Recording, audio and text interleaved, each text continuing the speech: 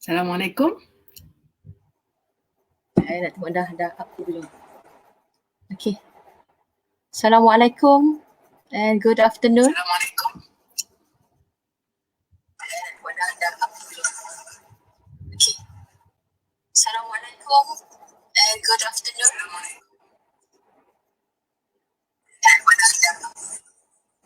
Okay, kita tak ada viewers lagi. Assalamualaikum and good afternoon. Puan Rozi, saya buat introduction sikit dulu sebelum saya pass pada Puan Rozi.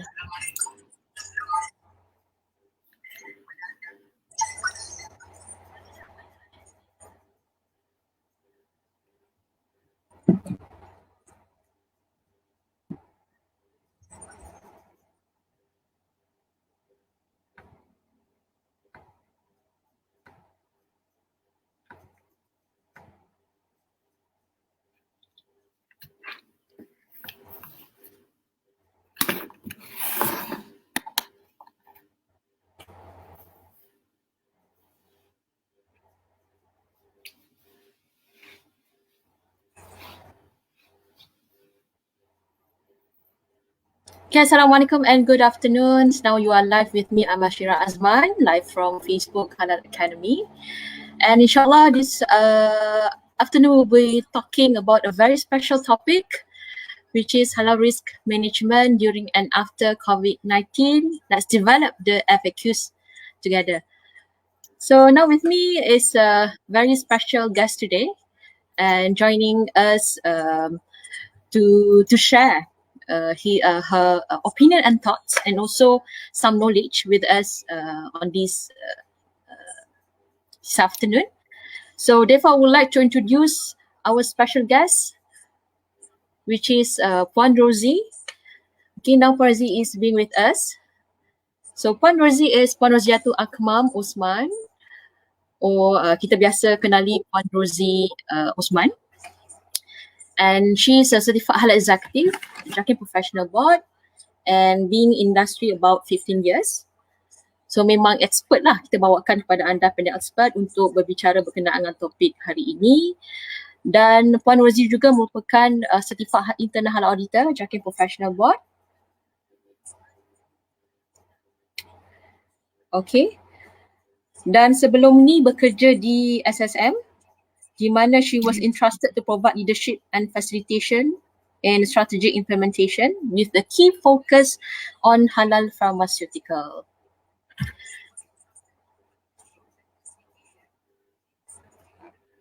Okay. So untuk topik hari ini kita akan bercakap berkenaan dengan krisis Covid-19 yang mana kita sedia tahu Perdana Menteri telah mengumumkan penangguhan ataupun penangguhan Perintah Kawalan Pergerakan ataupun MCO kepada 28 April, yang mana Perdana Menteri juga mengatakan bahawa this crisis is unprecedented. Alright, no one is expecting that we will face this kind of crisis at the year 2020, and also I believe no one is anticipate or can predict when this virus or crisis will be ended, or maybe we can confirmly free from this crisis. So saya percaya sebenarnya sekarang kita mempunyai ataupun mengalami impak yang agak buruk daripada sudut ekonomi, yang mana saya percaya kebanyakan kita tidak bersedia ke arah krisis ini.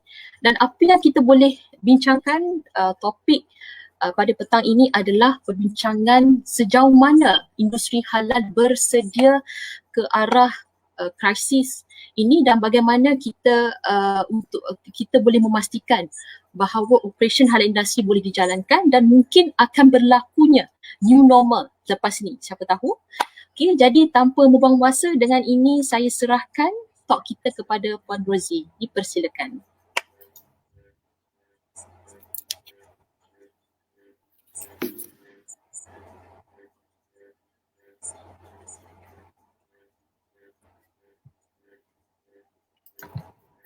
Okay. Assalamualaikum warahmatullahi wabarakatuh. Maaf tadi ada gangguan teknikal sikit. Sekejap ya, let me betulkan sikit dia punya technicality, and I shall start to share with you in a short while. Okay, Let's maybe see. sementara tu saya boleh katakan we are actually welcoming your questions, thought and opinions. So perhaps you guys can post on the comment section. So if we have extra time, we try our best to tackle all the questions. Yeah. Okay. So Okay. let's try one more time, Shira. Okay. Saya dah share. Okay. So insyaAllah, let's do this together.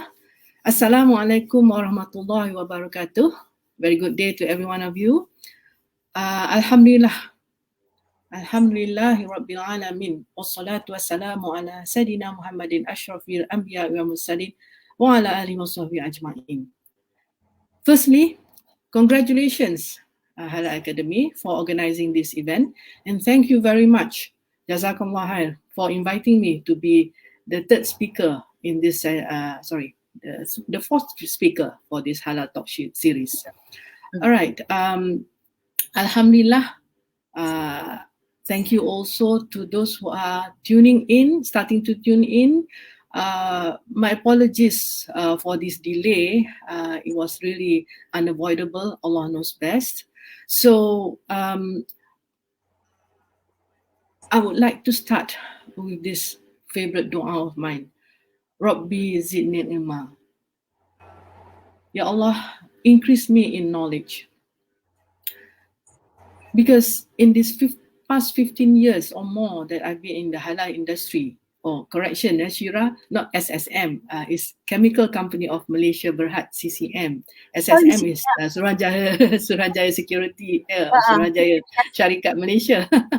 Okay, so Alhamdulillah, in this past 15 years plus, I have gained a lot of knowledge with these blessings from this dua, that the opportunity that I have meeting all the scholars, experts, and peer industry players, who together we built this halal industry to be where it is now, especially Halal Malaysia. Alhamdulillah, the exchange of knowledge has helped me to increase my knowledge about halal, and also strengthen my iman. I hope that you all have take a look at this back to basic presentation I made at the International Halal Conference last week, because it is good to reflect back what you know about halal, since it's as a good concept to always revisit your knowledge. So in that presentation, I had given an overview of the concept of halalan thayyiban, halal certification, especially Halal Malaysia certification, and discuss a bit on the challenges that we face in the halal industry. So today's approach is more on a discussion. What I'll do is I'll give you also an overview of the concept of risk versus crisis, and then touch a bit about halal risk management. And then let's together develop the FAQ. Why did I come up with this approach of developing the FAQs together? Is because COVID-19 is something that is new, like what Shira said, something new to every one of us.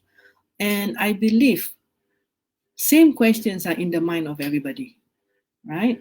So it's just that it's not been surfaced, or we don't know which avenue to surface such question. So hopefully, thank you again, Halal Academy, for providing this avenue for all of us to develop these FAQs for reference by all of us also. Okay, so I think let's give some clarity about what is risk, what is crisis.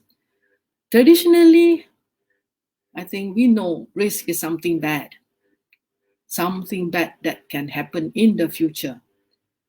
But in the business perspective, it is further expanded to say that the risk is actually the effect of uncertainty to the objectives of the organization, of the company, of the entity, even of yourself. Say, take for example, in the halal perspective, if traditionally we'll say risk is the potential of contamination, cross-contamination, mixed up with non-halal elements. But in terms of the business perspective, in terms of this definition that is made by ISO, risk is then we need to identify what's the objective of organization in respect of halal. So let's take that the objective is to preserve the integrity of our halal certification. So in order to preserve it, we must ensure that something bad, which examples I've given just now, should not happen. But at the same time, we must also ensure the sustainability of supply of the halal certified materials, ingredients that we need to produce our halal certified product. And not only sustainability, we must also ensure that they are affordable so that at the end of it, the cost transferred to the consumer is still affordable to them. Especially in this COVID-19 situation, affordability of products, of goods are utmost important. Crisis is a time of great danger, difficulty, or doubt. Is happening now, already happened, and decision must be made. It must be solved and decided what's the next action. So in terms of the business perspective, it's further expanded to say that the action or the decision we make must be able to protect life, property, or environment, or the three of them. Remember our maqasid syariah? Right. So we must ensure that whatever thing that we do to overcome risk and crisis is to preserve the maqasid syariah. So I made a comparison here, a comparison table about risk and crisis. So risk is a problem, an issue, a situation or hindrance, whereas crisis is a total disaster. Risk can happen, potentially happen in the future, but crisis happens now. The outcome of a risk is our inability to achieve objective, whereas the outcome of a crisis is disruption, damaging situation, poor outcome, and even tarnished reputation. So how do we overcome risk and crisis? For risk, we must plan. For crisis, we must decide and solve it now. Who is in charge? Who has to do it? Halal committee, what's your responsibility? Halal committee, not halal executive, halal committee. The whole bunch of halal committee must develop, simulate, and review the plan of actions to mitigate risk. Whereas in crisis, the team must investigate and propose an immediate plan of action. Top management then have to approve the plan of action for risk, whereas for crisis, top management must decide and solve the situation. So looking at the connection between risk and crisis, risk, as we plan, we prepare to protect. Hopefully it doesn't happen, but if it does happen, a disaster happen, we can overcome it. But if the disaster is beyond our control, then it becomes a crisis. And therefore, we need to respond and recover from that crisis reconstruct our process so that we can mitigate and prevent it from happening in the future. So I've touched a bit about risk and crisis. Let's now touch about risk management. So risk management is the execution of those plans.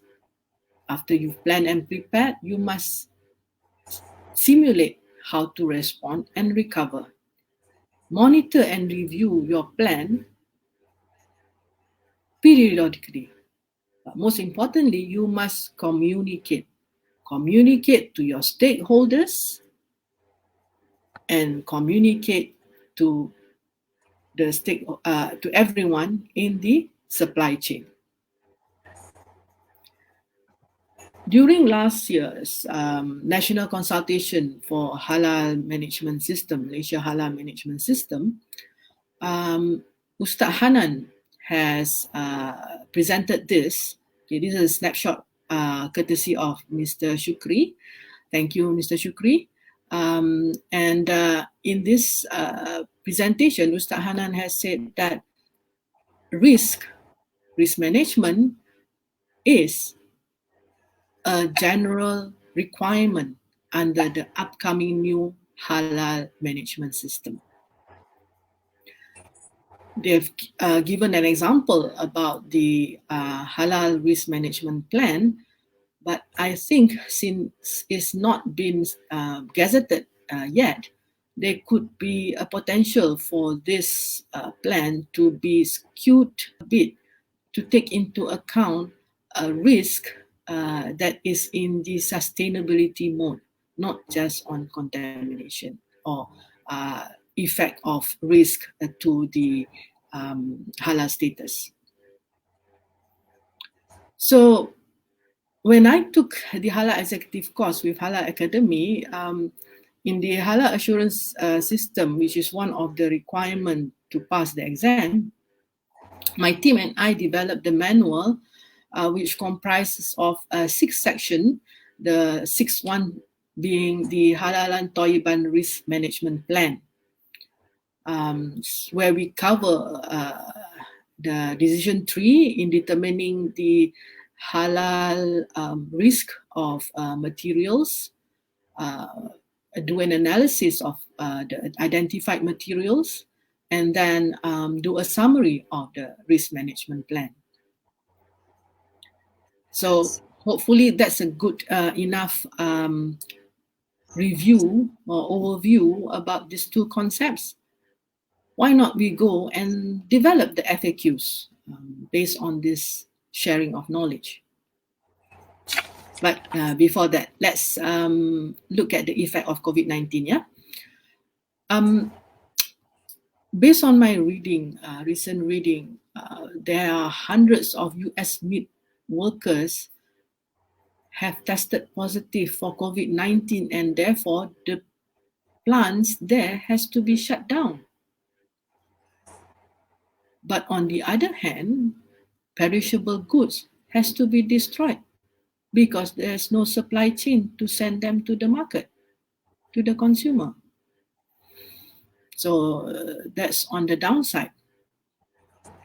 Fortunately for Australia, they've seen a surge in demand of their meat.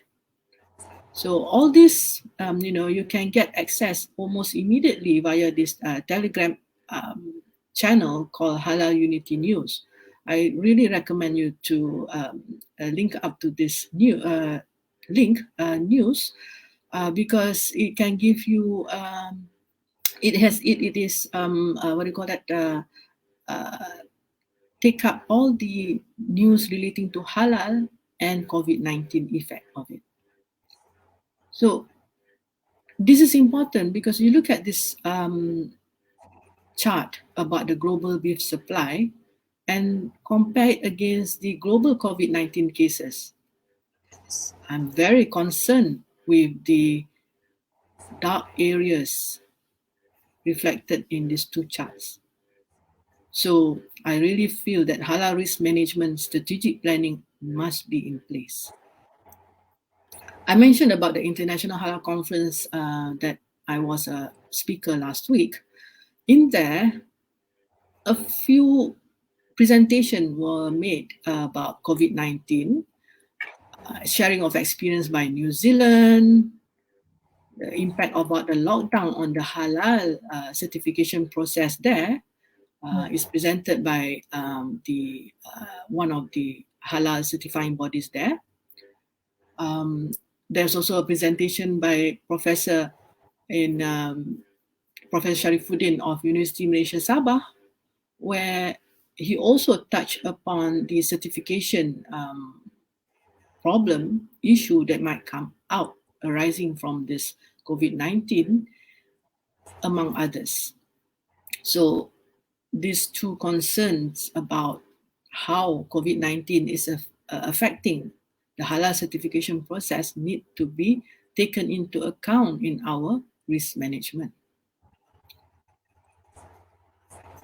There's also a sharing of experience about halal in Japan by Brother Zubair, where a lot of halal restaurants there has been closed, and the postponement of Tokyo Olympics makes matters worse.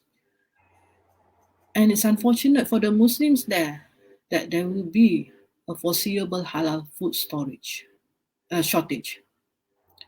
So halal certified more so that we in the Muslims in the world needs to help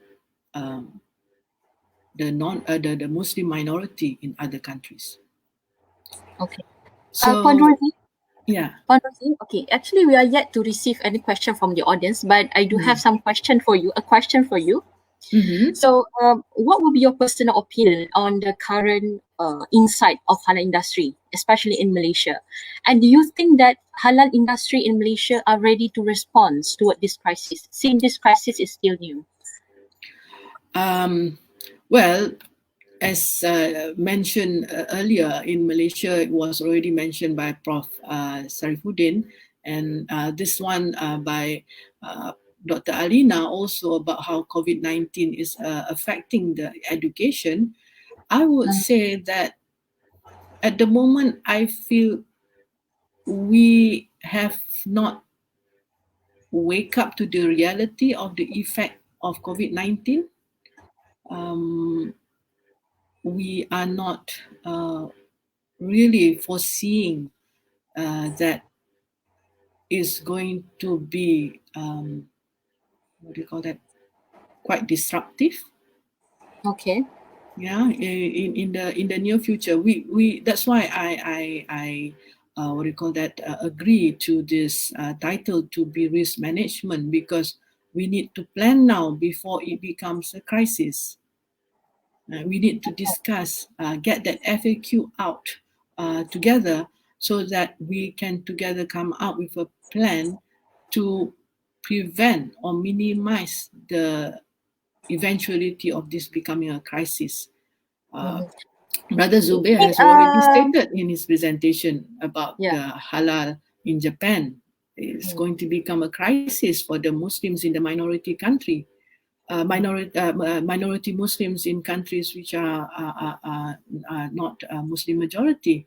But here, we Muslims in the Muslim majority country, we need to wake up so that we won't come into a situation that is difficult, becoming more difficult, because we have to bear in mind that when it comes to our ingredients, additives,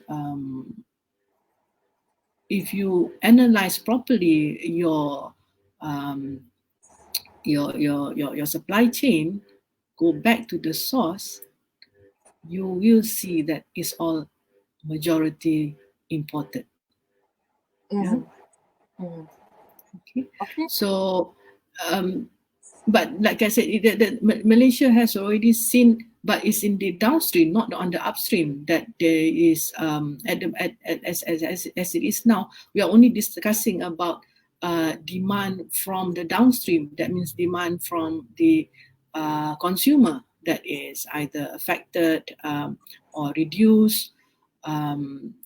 We have not talked about the demand on the upstream. So all this while, when I look at the discussion that has been ongoing through my the halal practitioner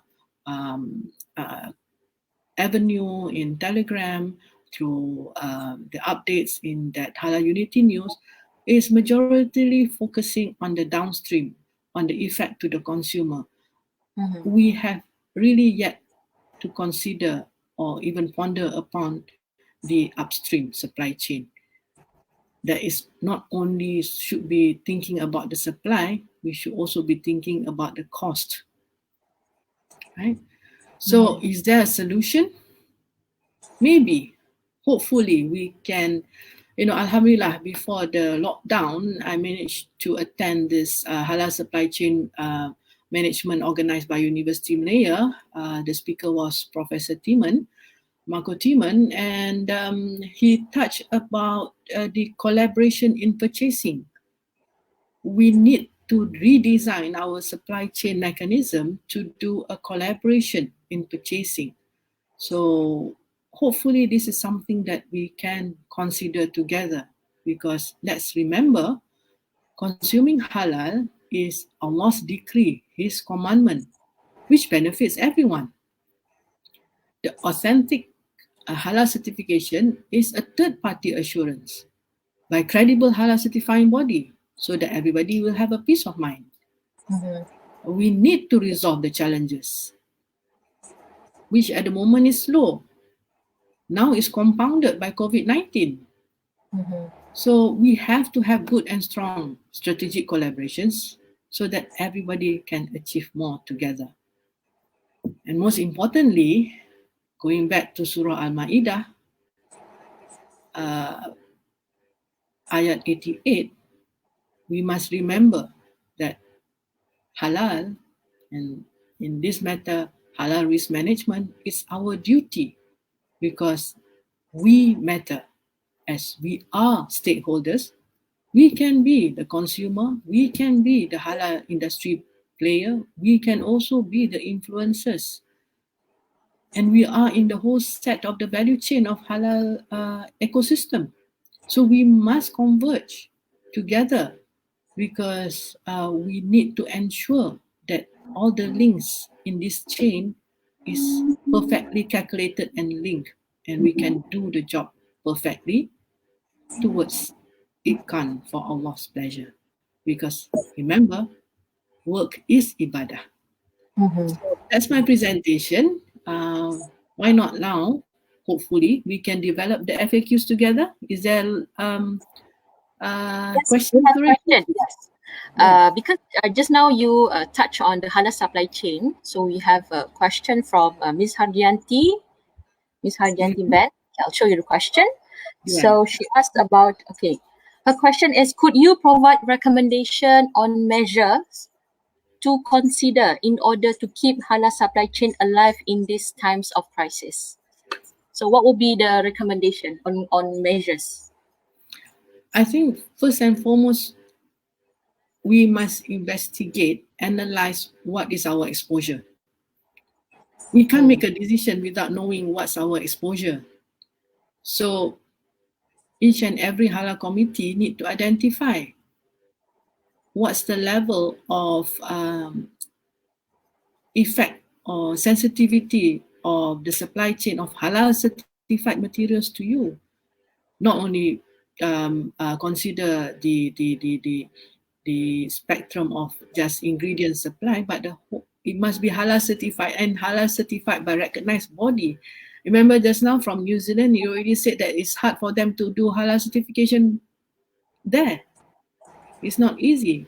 So the certification bodies worldwide has already stated that because of the lockdown, it's not easy for them to do certification. I think in the Malaysian perspective, our certificate holders who needs to renew their certification also is facing problem in renewing, even applying for new certificate. So we need to identify, investigate, identify, and quantify the effect. Yeah. So the other thing is that we must work together. So this is no time already for, oh, that's my competitor, we cannot work together. This is a total industry problem, not just your company problem. So if we must collaborate with the competitor, we must, for the sake of the industry being sustained. Yeah. Hope, Dian, it does answer your question.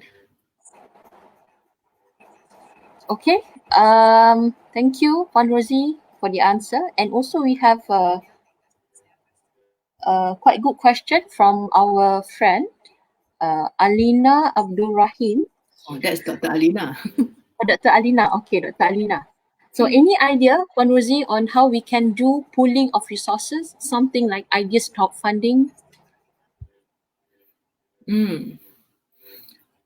You know, Prof, your presentation talking about using technology, perhaps, you know, universities can help to initiate that. You know, the thing is that some organization, one body must come forward and lead certain situation. You have that expertise, you lead in that expertise. Just concentrate on that expertise that you can lead, that can contribute towards solving this problem. So if USIM has a way, a technology to do such a thing, please start implementing it. Get some what do you call it, buy-in from the industry about your proposal. So the industry must be open to such proposal too, because yeah, we need to help one another in this area. So if USIM has that expertise, and then UIA has another expertise, you know, let's not do the same expertise together. You know, previously everybody wants to do DNA or DNA testing and on porcine. How many universities are doing it? You can, I think, it's more than the fingers in our two hands. Why? Why must we waste our resources like that? We can't afford to waste our resources like that anymore. So if universities has a consortium, and you can bring forward, discuss within the universities where your expertise are, who are your experts, and you know, how much in advance that it can be implemented, then go ahead. I said, let me lead that, you know, and another university come and say, okay, let me lead this one pula. You know, we need to work in this together. And I'm not opening this only to the Malaysian universities or organization. It has to be open to the overseas too, international too. Yeah. Yeah. Okay. Another question from Dr. Alina. She also asking about the best practice on the e-bazaar Ramadan. I think this will be the first year we celebrate our Ramadan without a bazaar. And I believe government is introducing initiative like e-bazaar Ramadan. So what would be the best practice? Well, the thing is that the best practice now, we have to work together with the Ministry of Health, because we must not forget that whatever thing that we want to implement, first and foremost, we must prevent the spread of COVID-19. So I'm also not an expert in terms of the e-technology, but I believe from what I gather, like Selangor is doing the e-bazaar in consultation with the health ministry, so that yes, you do generate the demand and economy for the food during Ramadan, and also meet the try to alternate give an alternative to how we used to celebrate Ramadan with food. Now is through e-bazaar.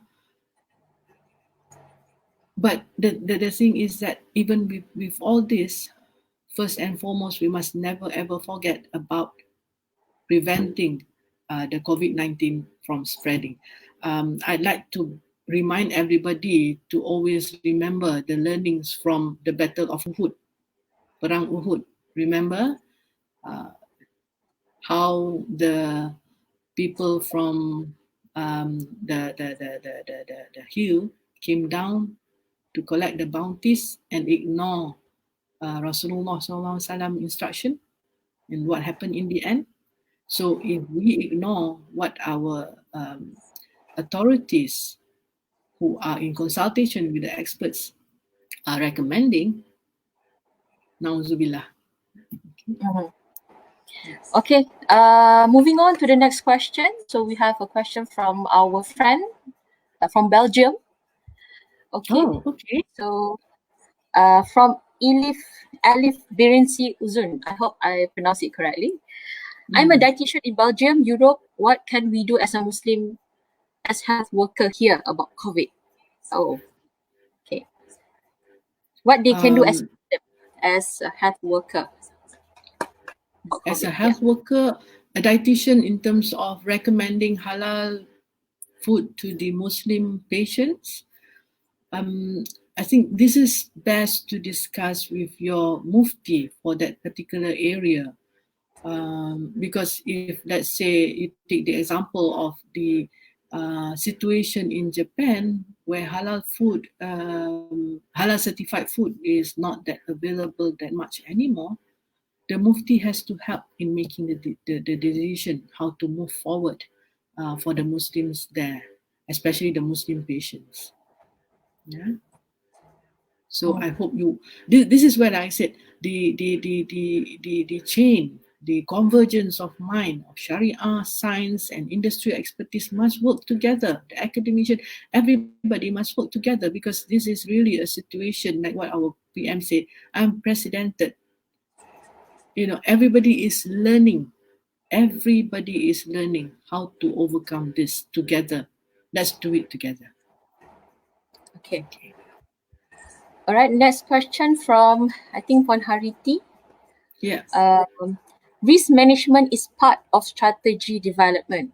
So many halal SMEs do not even build a concrete strategy around its halal business. So in this context, how would risk management for halal could be addressed? Okay, this is I feel what do you call that? I empathy the SMEs. Before, they've already said, to get halal certification is so hard, because they have to comply with the cleanliness regulation, with the local authority regulation, then they have to come up with the SOPs. And now they have this COVID-19 problem, right? How are they supposed to solve that problem? This is where then the association has to come in and help. The I would say then the Ministry for Entrepreneur have to come in and help them, because they can't do it themselves. They won't be able to do it themselves, right? Because they are already struggling getting halal certification, trying to understand the requirements of halal certification. What more this is really something that is really that they won't be able to do it in this short time. It's a good wake-up call for them, but I don't think is a good enough time for them to recover. So the ministry, HDC even must step in to help them. If spoon feed or holding their hand has to be the way, then it has to be that way. Okay. So I also, from my personal observation, also seeing actually businesses are now adapting to the situation. So I think it also very important for halal industry like business, like Halal Academy itself. Now we are innovating in our business. Perhaps before this we are doing training physically, but now we are offering online method. So I think we as a halal industry, halal practitioner, we need to be more adaptable and be more creative and on how we can survive during this crisis as well. Yeah. Okay. Yes, Thank you. Yeah. you are right, Shira. But the thing is that it's not the time to do it alone anymore. Yes, You yes, have agree. to do it together. Yeah, Yeah. you have to really do it together collectively. Yeah. Mm-hmm. Mm-hmm. Agree. Okay. I think moving on. I think we have very good chat here and very good question as well. So this is question from Miss Anna Maria. How Salam does Ana. Corona? Oh, you know her. Yeah. Okay. How does Corona situation will if affect the situation of accreditation of foreign halal certification body? It will be more and more important to collaborate as the halal market in global. Totally Mm. agree with her. We really need to wake up and work as one voice. The Muslim country. Um,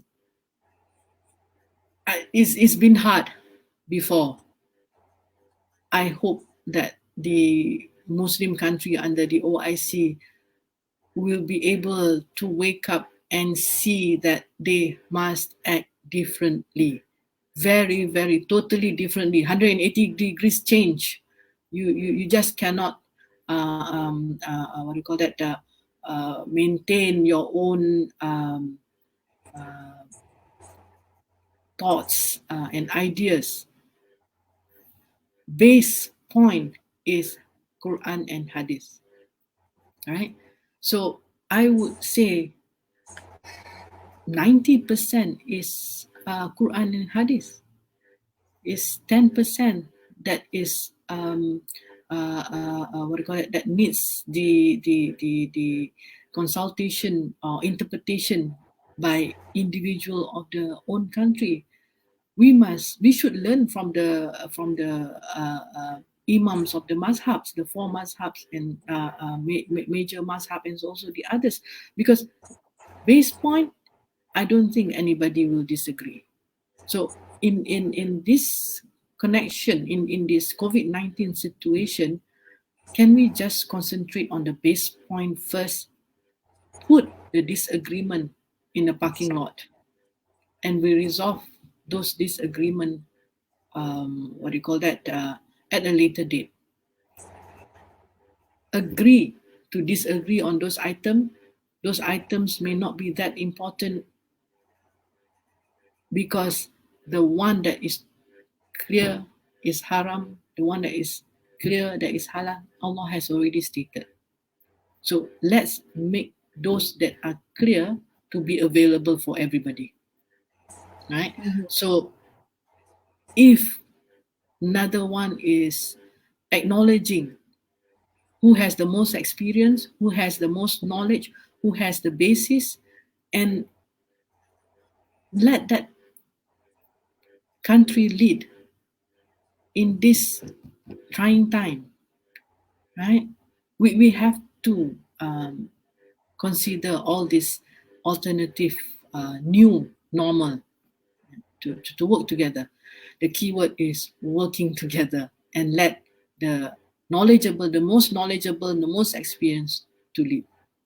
Mhm. And I also think it's quite good if Chakim can clarify, maybe perhaps do some announcement on how they could process the accreditation of foreign halal certification body during this crisis. Yeah, I'm looking forward Yes, from, yes. yeah. I think it's not only the foreign accreditation bodies, even the local halal certification Yeah. companies are also still groping in the dark as to how to move forward in terms of getting their certification renewed, or Mm-hmm. new products to be halal certified. So Yeah. really, communication is very, very key also in this area. It's communication that is fast and clear. Mm-hmm. There's no point of having communication, but it's not clear. Then, Mm-hmm. if you recall, during the early stages of our lockdown, uh, Mm-hmm. everybody, instead of making the social distancing, everybody go and crowded themselves at the police station. That defeats the purpose. So, Yeah. this is where, having the plan is good, communicating clearly is Yeah. even more important. Totally agree with you, Puan. Yeah. Okay, moving on to the next question by Marina Marina. Muhammad. Marina. Oh, Is it Marina, Marina? yes. All right. Marina Muhammad. Okay, Puan Rosie, what is your opinion in remote auditing for halal certification by CBs or JAKIM during lockdown situation like this? This is where in my presentation at the Halal conference, I touch about Halal Malaysia going towards Halal built-in. So Halal built-in has already been, stated in the revised Malaysian standard for Halal Malaysian standards. All the Halal Malaysian standards carry the word Halal built-in. But the halal certification process has not implemented yet. It's just so unfortunate there were changes, and then now Covid-19, now we don't know how much further delay is going to happen about implementing this halal built-in concept. Because with halal built-in, there is trust between the certifying body and the certificate holder. Right. So and the certificate holder, okay, has to carry the biggest responsibility in ensuring that their integrity is always intact, right? So the thing is, if that is implemented, there is halal built-in that has been assured to be working in good working condition, implemented correctly, implemented as perfectly as possible, then it should not be a problem of doing remote auditing, right? But then I don't think in this current situation we are even ready for that either. But the thing is that then the CBs and JAKIM and also the other halal authorities really need to sit down together. Hopefully the International Halal Authority Board, IHAB, can convene online to discuss this together, right? Not only to solve the problem about authenticating the halal CBs, accrediting the halal CBs, but in terms of approaching remote auditing, in terms of ensuring there is a connection being made about who can provide the halal certified products at the end of it to supply to the halal manufacturers in Malaysia or halal manufacturers in the other countries, right? So that at the end of it, there are halal certified food available for all Muslims anywhere they reside. Because as it is, you have this issue about not only that accrediting, but where to get that supply. Yeah. Yeah. Okay. Right. Okay. Thank you, Puan Rosie. So we also have some feedback from our friend. Okay. So Puan Hariti Haris mentioned agreed. A lead agency must form PPP with industry stakeholders to address the risk together rather than individually. So I Puan think Hariti, if I may add, I have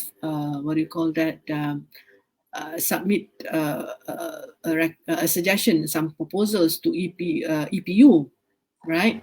Perhaps you could also submit so that they can have, and not only you, but all the others who are listening in or tuning in.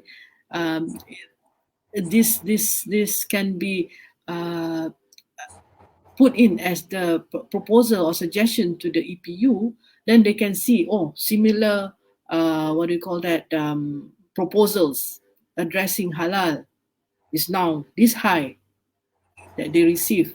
So it is urgent for them to answer or address these questions. Otherwise, if the questions are only to with regards to employments and how to revive the general economy, halal will be so-called swept under the carpet. It won't surface. So we must really bring this up. So Hariti, Waniti, Marina, I see all the other halal practitioners that are watching this. Write in even a paragraph to EPU. I think, just generate that interest to EPU that, hey, don't forget about halal, Yeah. Okay. So next feedback from Dr. Alina. While our Indonesian neighbors Gojek and Grab, Mart has put as potentially halal solution. So she's attaching an article. Maybe we can go through this article later. But Dr. Alina, what do you call that? We are already maximizing the delivery services, Food Panda, Grab Food, Lala Move.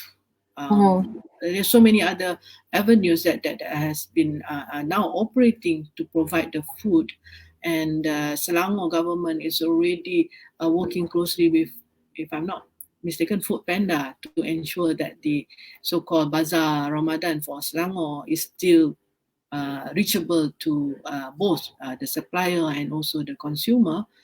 And recently, the most recent initiative is by Maybank. I've shared the link to that group halal practitioner. Maybe later I'll share it to Halal Academy for you to also share it in your page, because I've shared it in my Facebook post. These are the things that are already happening in Malaysia. So I think we need to also recognize the efforts done by the Malaysians too, Dr. Adina. So the projects are on, and I think the one that is done by Maybank, the most recent one, is bringing closer to the community, because I think their base point would be the Maybank at that area. Yeah, I think also other than Food Panda, Grab Food, now Fast Technology is one of the halal certified food delivery. It's not food delivery; it's a delivery company. They are doing the food delivery as well. So I think it's a very good initiative. Yeah. To make sure. So the thing now is the connection between who's the connecting point. So what I see, hopefully, when what I understand, what's the Selangor government, when I listen to the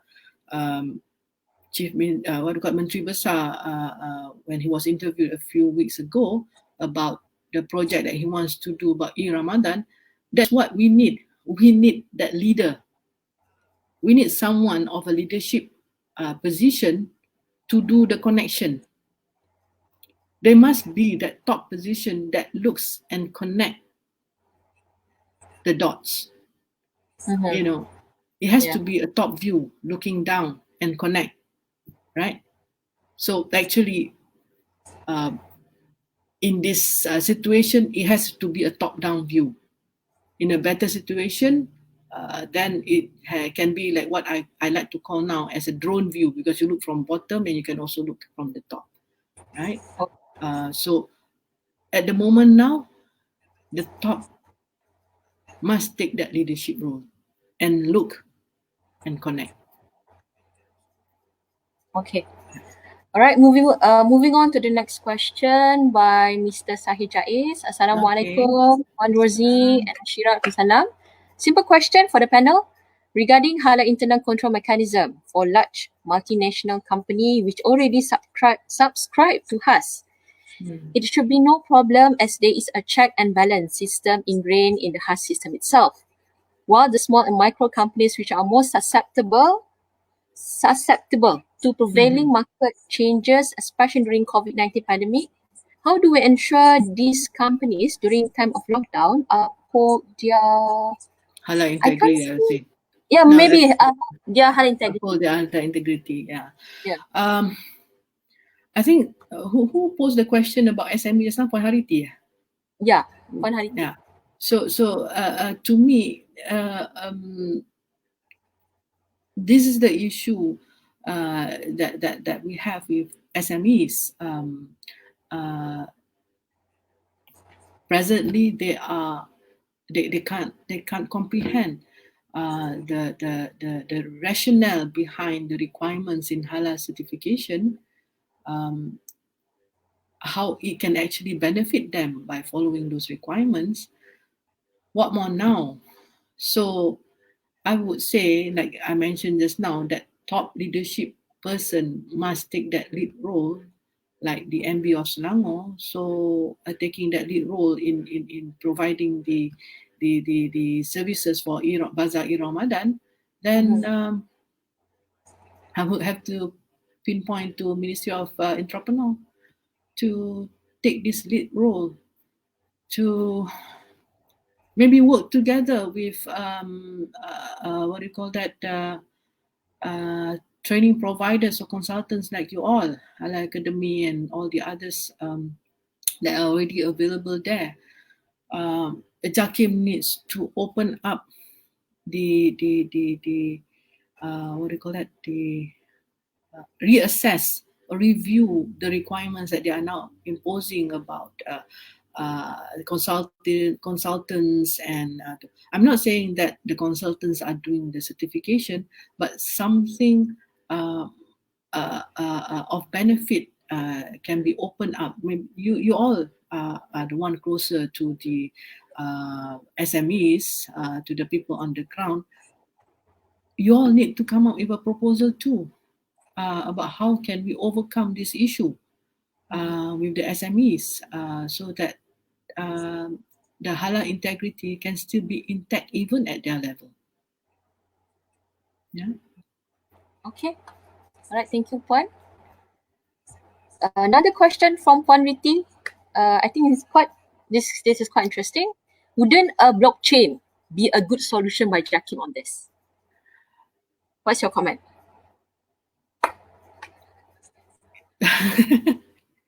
We talk about blockchain, we talk about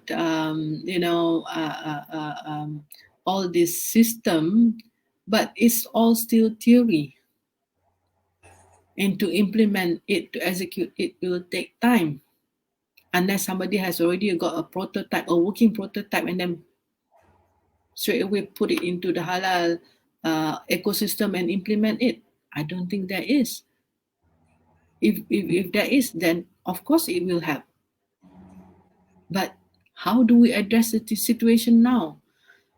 I really am hoping that there is a leader in the government. It has to be in the government, because that can, what do you call that, put the plan into action. That can walk the talk. If we are to implement, we don't have the power to execute. So only the government has that. So the government has to see, and plan current how to solve this issue. Phase 1, phase 2, maybe blockchain is phase 3 or phase 4. But how do we address the situation now?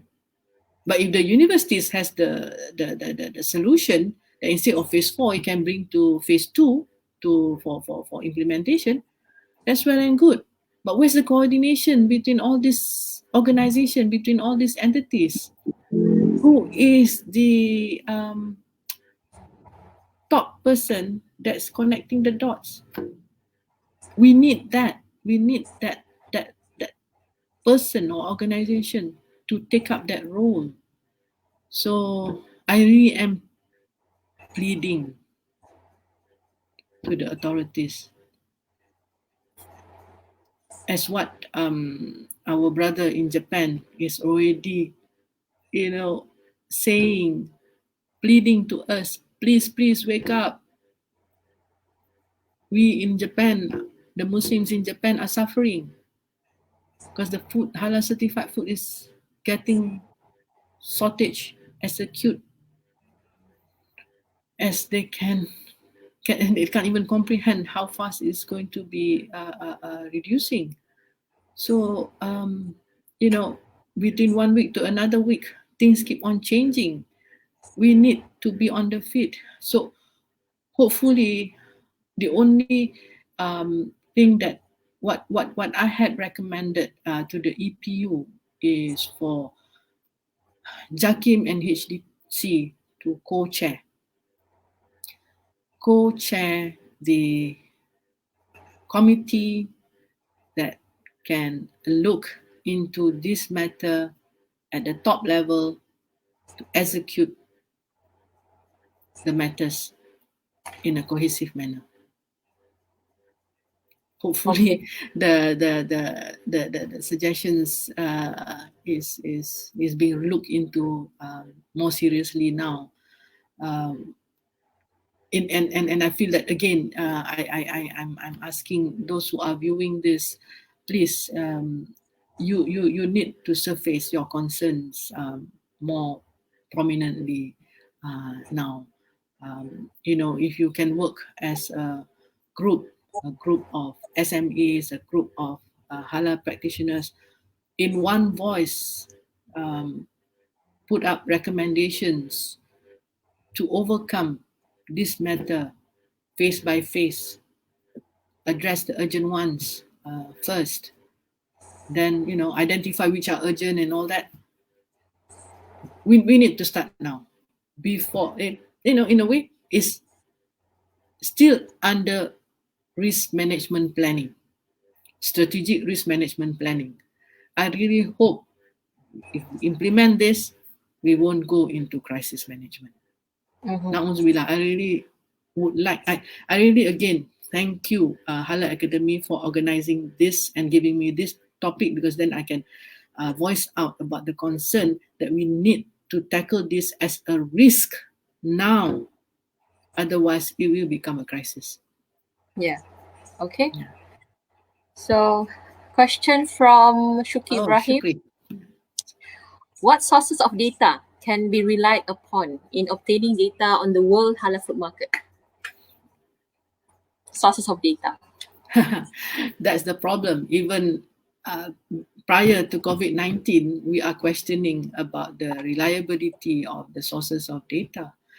One of the main issue about those data is that it only takes into consideration the consumption by Muslim, not the availability of halal products, what more halal certified products. So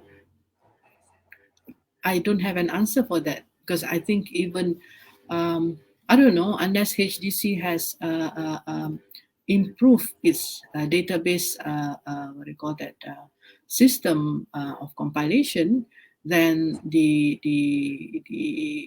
database report of the one that they use in the recent the latest halal industry master plan is based on the more concrete linkages to halal certification. That means connecting the statistics in data statistics to the connecting with the halal certification database in JAKIM,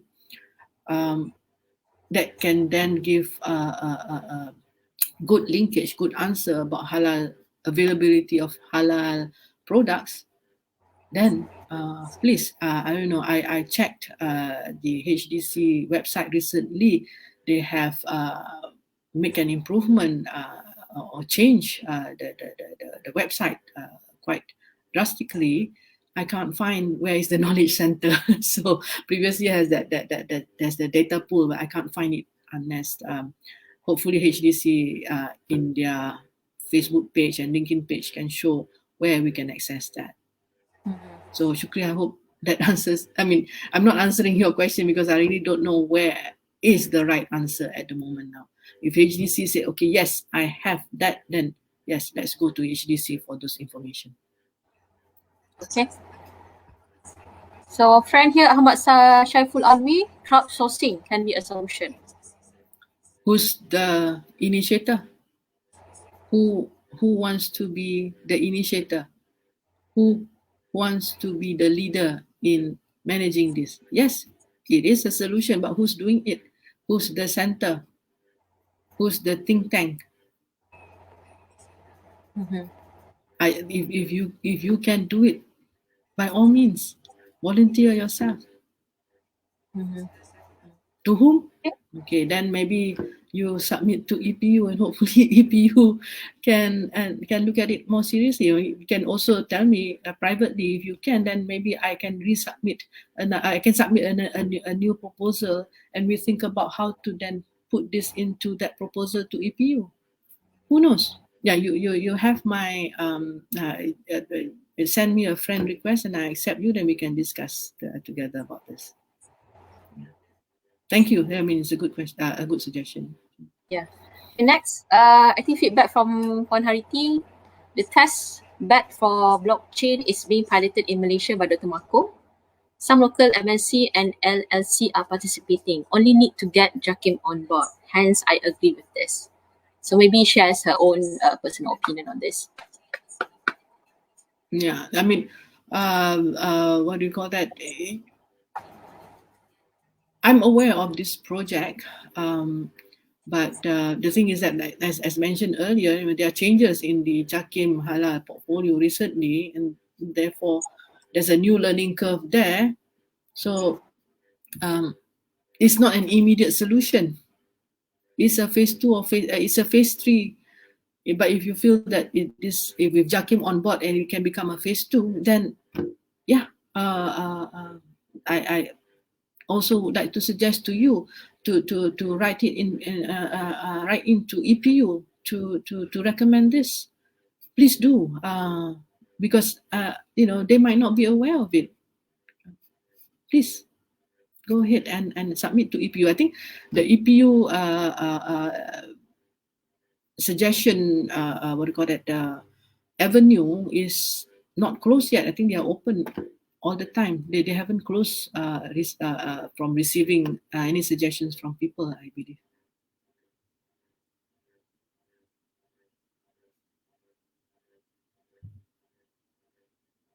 Shira, you still be in?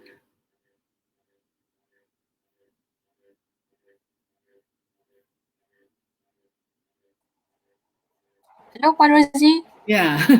Suddenly you're lost from the screen. Because the connection not stable. Okay, Yeah, yes. I think we exceeded our timing also, perhaps.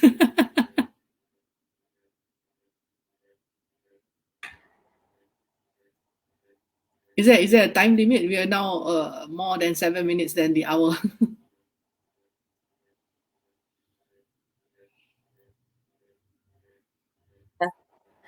Okay, last, some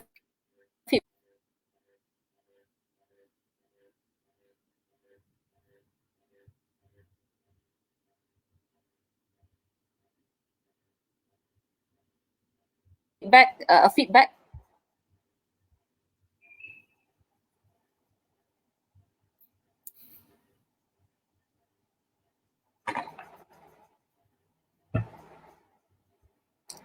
Okay, last feedback from our viewer.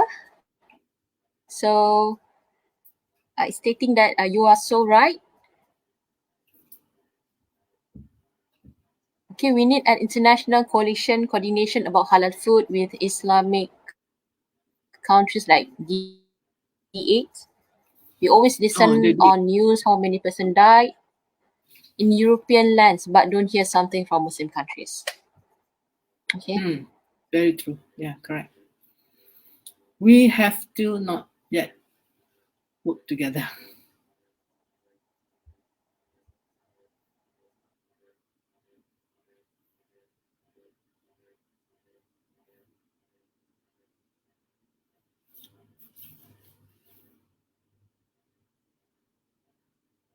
Shira, I think we need to bring this to a close, as maybe this is an indication that we've already passed almost 10 minutes to the hour.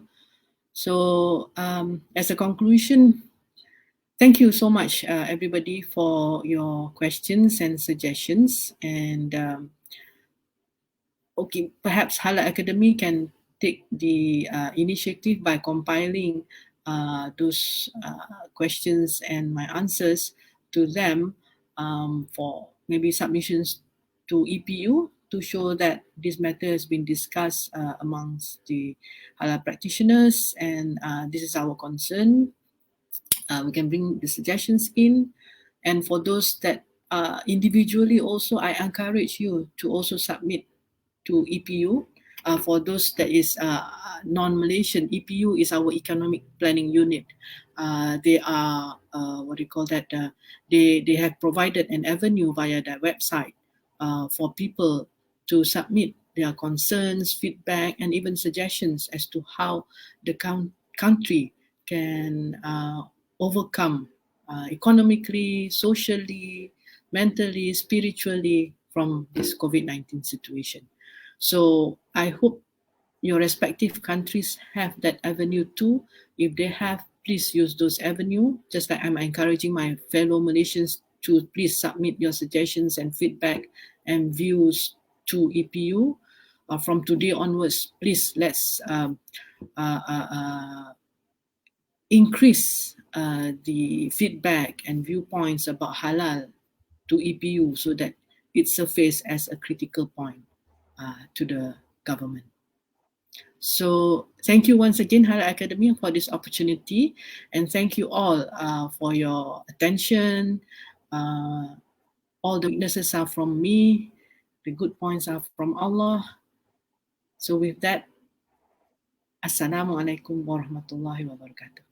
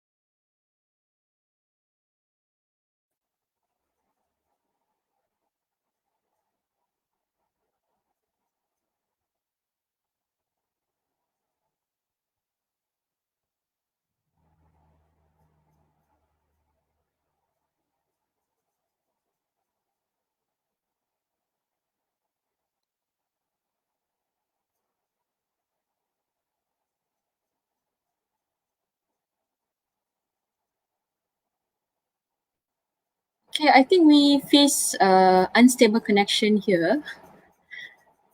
My internet connection also not so good. Okay, by the way, thank you so much, Puan Rosie, for your insight and sharing session today. I think I'm mind blown now. There are a lot of information that I get from you. So I think there is many more, or it's actually more gaps for us to discuss on this crisis. So perhaps government agencies can take lead to discuss further about the readiness of halal industry towards this crisis. Okay, thank you so much for staying with us until the end. So inshallah, we look forward for more interesting topic for another session. And also I would like to wish you guys selamat berpuasa. Okay, tomorrow will be the first Ramadan. Semoga bulan Ramadan ini adalah bulan yang lebih baik daripada yang sebelumnya. Hashtag daripada saya, hashtag stay at home, hashtag kekal tabah, dan selamat berpuasa. InsyaAllah kita jumpa lagi untuk sesi yang seterusnya. Thank you so much. Thank you, Puan Rosie.